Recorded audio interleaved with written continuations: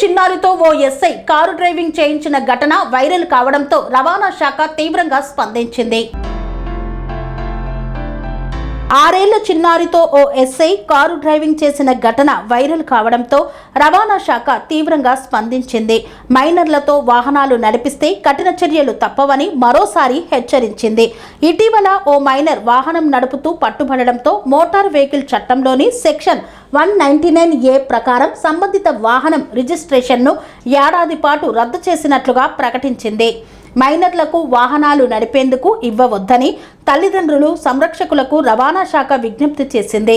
మైనర్లకు వాహనాలు ఇవ్వడం చట్టపరంగా తీవ్రమైన పరిణామాలకు దారితీస్తుందని హెచ్చరించింది. మోటార్ వాహనాల చట్టం 1988లోని సెక్షన్ 199A ప్రకారం మైనర్ వాహనం నడుపుతూ పట్టుపడితే ఆ వాహన యాజమాని సంరక్షకుడిని నేరస్తుడిగా పరిగణిస్తారు.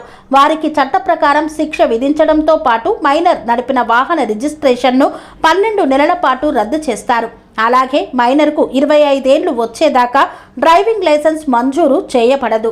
గత ఆర్థిక సంవత్సరంలో మైనర్లకు వాహనాలు నడిపేందుకు అనుమతించిన కేసుల్లో రాష్ట్ర వ్యాప్తంగా 4070 వాహనాల రిజిస్ట్రేషన్లు రద్దు చేసినట్లు రవాణా శాఖ వెల్లడించింది. పిల్లల భద్రత, ప్రజల భద్రత దృష్ట్యా మైనర్ పిల్లలకు వాహనాల తాళాలు ఇవ్వరాదని తల్లిదండ్రులు సంరక్షకులకు మరోసారి విజ్ఞప్తి చేసింది.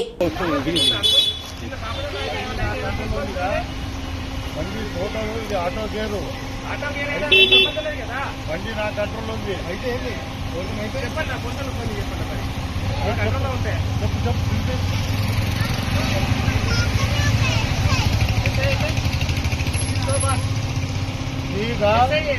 ఆటో బాబు పోయా ఎస్ఐకి పోలీస్ స్టేషన్ లో ఉంటాయి, బీచెస్ లో ఉండవు.